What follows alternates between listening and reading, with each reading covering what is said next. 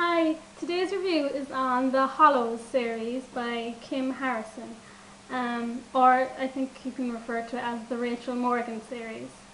So far there has been 8 books released, and the ninth one, called Pale Demon, is out next week on the 22nd of February, so not long to wait for the next one.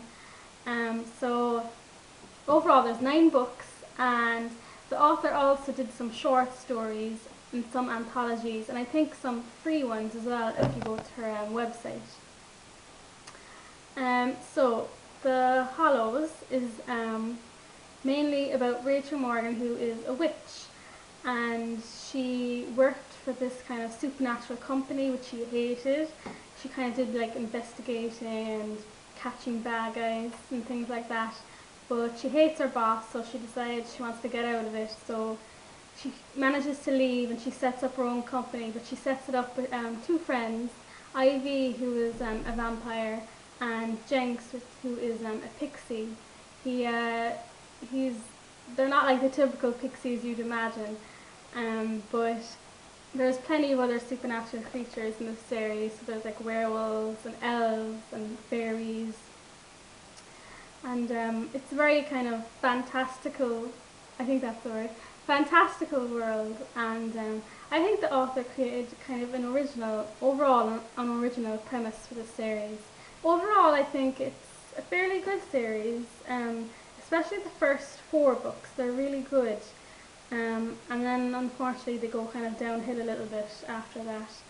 But as I said, they're original. They're exciting. There's plenty of tense kind of action moments, but sometimes in some books, especially the later ones, like a lot happens, but kind of a lot doesn't really happen as well. Like the main storylines, they don't go anywhere. They don't move along enough, and you'd be waiting books for some kind of elements to resolve. Overall, they're enjoyable. I do recommend them. The author said the next one, the 9th book, is her favourite book she ever wrote in this series. So I'm quite excited about the next one, because there are good elements to each book, but this overall stories kind of went downhill a little bit in the kind of 5 through 7-ish. And they're good kind of fantasy series, and they're a bit different to other ones, I think. Okay, so now I'm going to move on to a more spoiler-filled review, so if you don't want to know any details, I suggest you switch off now. Okay, so Rachel Morgan, the main character. In the first few books, I really liked her. I thought she was, compelling, and she was, slightly flawed. She really wanted to do good work, and you really feel for her because she doesn't want to do these dark black spells, but you understand the situation she's in where she has to use them, and you just really hope people don't see her as an evil demon. And I think as the books go on, she gets more whiny and indecisive, and she has these inner rants, and it slows down the story, and she never really comes to a decision. You want to hit her, like shake her, and just say get on with it. But yeah, and also she seems to like find every male character who enters attractive, and like if a new male character enters a story, he's going to be like a love interest, which is like a series shouldn't be like that. And I liked Kirsten as a love interest. A blonde vampire who wears leather jackets, who puts on a British accent. We've kind of seen that blonde vampire before. But I think him and Rachel were really sweet together. You get to see a different side of him with Rachel, and I enjoyed reading about them. And then it was really, really sad when he died. I don't think it really hit me till the next book when he wasn't in it. But that story did take a bit long to resolve itself. Like how did Kirsten die? Who killed him? That could have moved along a bit faster, I think. But then now her kind of interest. Well, the person she kind of slept with at the end of the 8th book, and is Pierce, which is the most irritating character ever. I blame the author for this one. I think it's his vocabulary and his syntax just does not make sense. It doesn't sound like an ancient way of speaking. It just sounds like grammar is mixed up. It's just ridiculous. And he's just too noble and protective, and there's nothing interesting about him. You just want to hit him out of the way. And I don't see how significant he is. Like when he first enters the story, like we're meant to kind of go, oh, who is it? But it's someone who was in a short story that I never even read. So, you know, it was very anticlimactic. Who was this ghost in the house?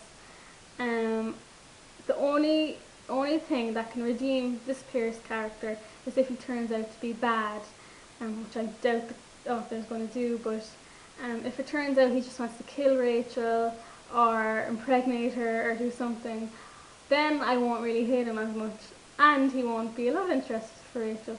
But I don't see the story going that way, unfortunately.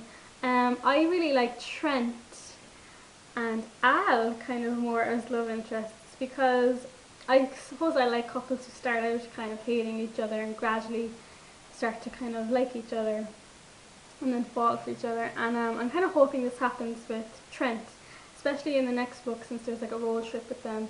And sometimes Rachel has to be such a bitch to him, and I just want them to get along, and you can kind of understand when he's annoyed with her sometimes. But she just needs to stop being so distrusting of him, and just work with him, because this whiny, distrustful nature of hers is kind of getting annoying. And Al, I did find him actually quite scary. Like at the beginning, like, you knew when he was on the scene, anything could happen. He'd kill you in a second. But he's kind of humorous now, and there's some moments where he's quite protective of Rachel, and I don't think it's just because she's like an apprentice of his. Like he didn't want her to get with Pierce, and I don't know. I think they have nice interactions together. We'll see where that goes. Ivy and Jenks, I like their friendship. I like how protective they are of Rachel, and how she's like a precious friend to them, which is nice. Jenks, he can be funny, and he's interesting. I think he got over his wife's death fairly quickly and fairly well. But I'm glad he did, to be honest, though, because I don't want a whiny mourning Jenks for a whole book. But I'm sick of his rants though, and his cursing. Like, and everything that comes out of his mouth has to involve a fairy fart or something stupid like that, which can get really irritating. Ivy, I like Ivy. She's like a strong, silent, deadly character, but she can be quite sweet too. But the biggest downfall of this series for me is this whole weird lesbian thing going on between Ivy and Rachel. I mean, fine if Rachel goes, okay, I think I'm a lesbian, I like Ivy. But it's just this back and forth thing the author does, which is so annoying. Like, it's going on now going on 9 books where Rachel is like, do I like Ivy that way? Do I not like Ivy that way? And like, I thought after Ivy like bit her and nearly killed her in the 4th book, that would be it. But then she kind of went on again and saying, yeah, I kind of want her to take my blood. I don't know how I really feel about her. And then finally, I think about the 6th book or 7th book, she decided, actually, I don't want Ivy to take my blood, I just want us to be friends, that's it. And then I read the 8th book again, and she was still kind of indecisive about it, so I was just getting really, really tired of it. And to be honest, I don't really want them to get together. I want them to stay as friends. If they did, I don't know, I just would turn my opinion, just because I'm so sick of that storyline right now. So I hope the author just forgets it now and lets Rachel move on with her men and Ivy with whoever. But so that is one of the downfalls. And from the comments I read from other people, I think that most people think that's another tiring subject in the series. The turn in the kind of overall storyline where Rachel is a demon, or a part demon or something like that, was really interesting. You really feel sorry for Rachel because she doesn't want this at all, and everyone sees her as this evil thing where, you know, she's just trying to be good. But I think there's like a big elephant in the story that Rachel, when she gives birth, her child will be a demon, and the demons haven't procreated for centuries. So you think there would be demons like banging down doors trying to impregnate her, but you know, similar to the Dark Swan series by Rochelle Mead. But this doesn't happen, and I'm kind of wondering if it is. I wouldn't mind to see Rachel get pregnant, to be honest, and we get to see her, you know, try to defend herself and defend her baby against all these people, you know, after her.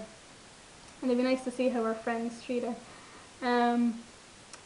So I'm interested to see where that storyline goes with the whole demon thing and her able to give birth to demon children. One last thing. I really like Glenn, actually. Glenn and his dad and their friendship with Rachel. I kind of wanted her and Glenn to get together when he first came into it in the second book, but I could tell that they were just going to have a nice friendship, and I like, you know, their protectiveness of Rachel too. It's quite sweet. So so that's basically my review of the series. I mean, I did mention some negatives there, I know, but I mean, in spite of that, I really enjoy the books. Like, I'm looking forward to the next one, and the first four were really, really good. So I like to think that, you know, the author was allowed to have a bit of a slump, I suppose, and the next book will decide my overall opinion of the series. So I'm looking forward to that. So do check them out because they're good books, and let me know your series. Let me know your opinion on the series in the comments. So thanks very much for watching my review today.